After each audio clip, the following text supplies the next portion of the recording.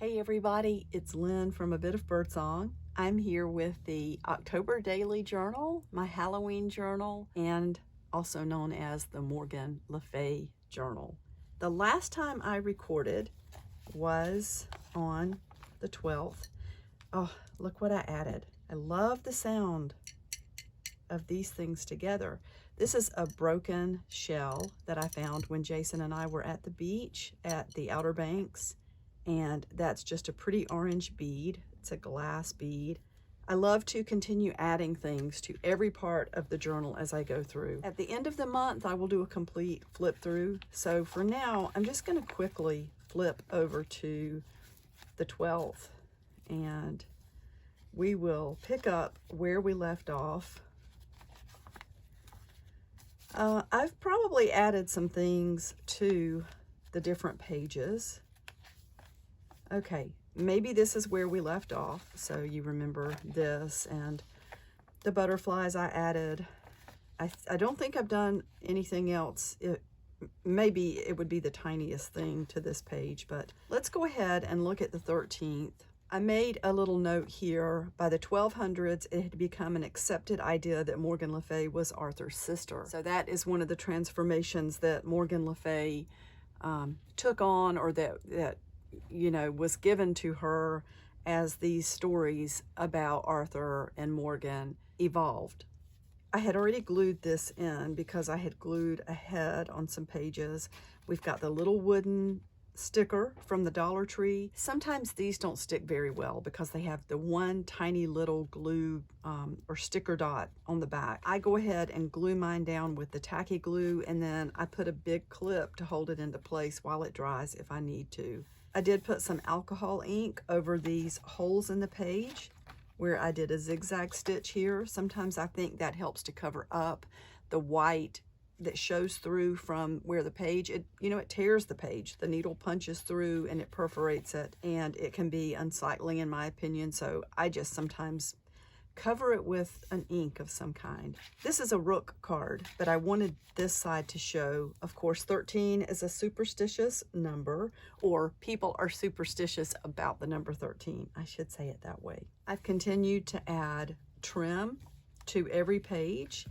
I want this journal to be just really full and chunky and to have a beautiful, I forget what that side is called, you know, when you look at it from the page side, or what do you call that? The edges of the pages.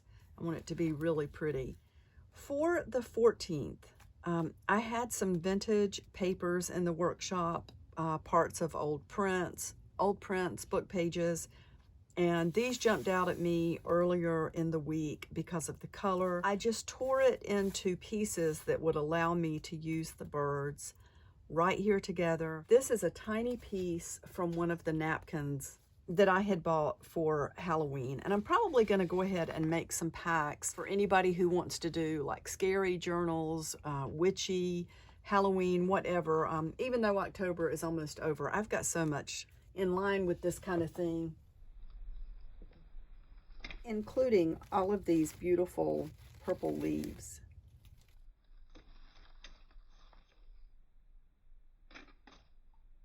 Speaking of which, leaves falling, the wind is blowing here today. It's calmed down a little bit now, but it looked like a snowstorm of pine straw out there earlier because all these pine needles were falling. There's a rusty paper clip. Once again, I just stapled in a distressed page showing the date. This is from one of the children's book pages. I left this one, and I will tell you why. A lot of our old text and stories and myths and legends, they were written by men.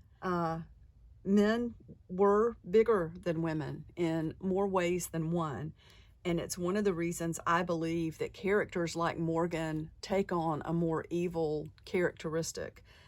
So we've got this giant, and this was a children's book, so I don't think the giant in the story was intimidating, but I'm using this page to represent the control that men had over the way women were portrayed. Again, you can use just part of a napkin. You don't have to use the whole thing. I may cut out more pieces. I love the way that just sort of blends right into the page, and the ink is what helps it do that. So this page, I recently found this book for 25 cents, Henry David Thoreau's Walden. I've never read the whole thing. We see quotes from books like this all the time. Thoreau, Emerson, and that whole time frame. I loved these colors, and this book is very, it's gotten very stiff. Like this is the kind of paper, I think it would crack in half if I tried to do that. The back cover just came off. I mean, it just popped off, and it did make a loud cracking sound. So I may keep this and try to read it a little at the time. I've got so many books stacked up that are on that list right now. It's going to take me forever. This is a modern card. I found that at a thrift store, and I thought I would just distress it up and put it in the book. This is not Morgan Le Fay. It's the typical looking witch. And once again, you know, we learned, or I learned, and whoever was following along when we did the journal a couple of years ago about witches, if a woman was unattractive, if she was deformed, if she had hair on her face, a wart on her face, sometimes she would be condemned just for that as being a witch. And you can see the way the witch is portrayed with the, you know, the hook nose and the warts. There's one tooth there. And anyway, it's just, it might come down to just being a female. This is one of the images from the most recent page of free Morgan Le Fay graphics, if you're doing anything like that. This is a page where you can see that I did some stitching on the other side, and it leaves sort of, you know, the white paper that pokes through. So I'm not afraid to just go right over it with some ink. Things like that can end up making something look older and less contrived. So there's not, I need to get back into my research about Morgan. Here we are at the 16th, and I had this beautiful, really thick fabric. So I wanted to cover up the edge, you know, the ragged edge underneath from this page trim. So I glued this whole piece of fabric, and I may continue to add things to this page. I keep going back. And then we have this beautiful old lace. It was white, so I tea stained that.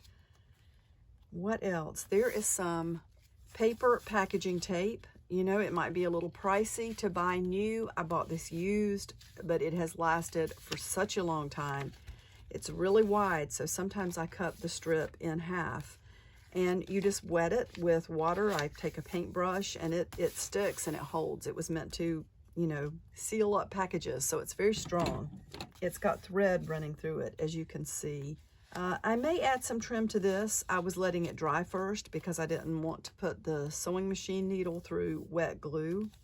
And again, I am constantly going back and adding things. I did want to talk to you about one more thing. I'll go ahead and mention this came from a piece of wallpaper. And again, you don't have to use the whole thing. Just like with the napkin, I wanted especially this because it's a golden fruit. The colors tie in really nicely with the journal, and fall harvest, all of those things tie in with Halloween and the autumn equinox. There are a lot of things in our life that revolve around farming. Even though we've become so commercialized in this country, if the farms all ceased to exist, the fallout from that would be unimaginable if you think about the way we live. There's the little paper clip that I made with the skull bead, and I'm going to do some more of those. You have to have a paper clip that will bend and not break. It's funny because, you know, paper clips seem pretty strong, but then some of them, as soon as you bend it once or twice, that metal will just snap. This looks like a similar color. I know they're made of different things. So yeah, I love the way this turned out. I just unbent the whole thing so that I could put the bead on and then folded it back enough that it'll sit on the page. I want to talk to you about one more thing that I've done with this. I had more pages than I needed to make a spread for each day. If I had done just one page for every day, we would be, you know, we would still be way back here, and we would have all this space left over. So I didn't put that many pages in to start with. And I knew that what I could do, and what I ended up doing, is going through the book, and you will see that I've worked ahead a little bit. I went ahead through the book and started looking at the number of pages. Like the center, I'm not going to put anything on this. I'm leaving this very crazy, whimsical art as a centerpiece in the book. But there were some pages that maybe were more plain, and I could sacrifice those pages. So I went ahead and glued some pages together. Like these two are glued, well, there, see, I got a little glue out of place there, and that's okay. We will just do the same thing here with that spot. Add some alcohol ink. I may cover this up, but I wanted to go ahead and share with you that you can go ahead of where you're working and map out your pages. These two are glued together. These two are glued together. I think there was one instance where I actually glued 3 together. Those are glued together. And you can see I've just got numbers written. I may end up covering these up, but for now, I know that I have exactly the number of spreads that I need. I'm not going to end up with, you know, a chunk of pages back here that are blank. Every page is going to be worked on, so when I go back to this, it's going to be a really fun, complete, full journal.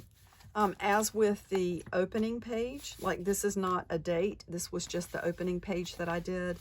This last section here is like the final, just the closing page. I will have something on here, whether it's a beautiful picture or whatever. There's some things in the pocket. I put these little chicken feathers in this morning because they were kind of blowing around in the yard. So that's where I am right now. I know that not everyone likes Halloween, and I really appreciate those of you who watch on a regular basis who don't like things like this hanging in there. You know, I'm really grateful that we're open to doing a lot of different things on this. I don't worship Halloween. I'm not a witch. I don't practice witchcraft.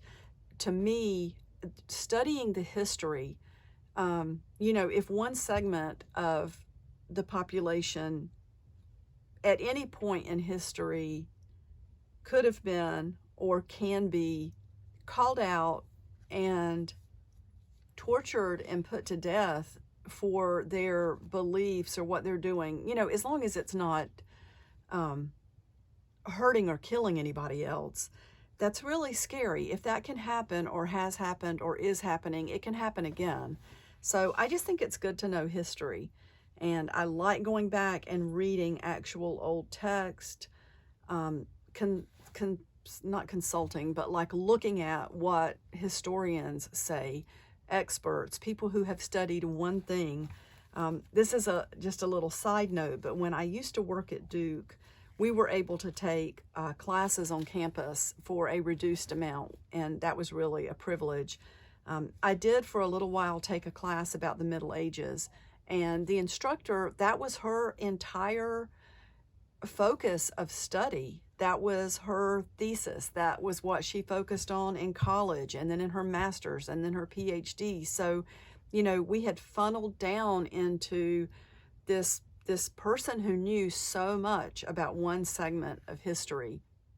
And that was really interesting. But anyway, I think you know what I'm saying. I'm trying to not let the channel be taken over by October and Halloween and bring in some other things. And I do have some fun things planned ahead. So thank you again for being here. I will be back really soon. Bye for now.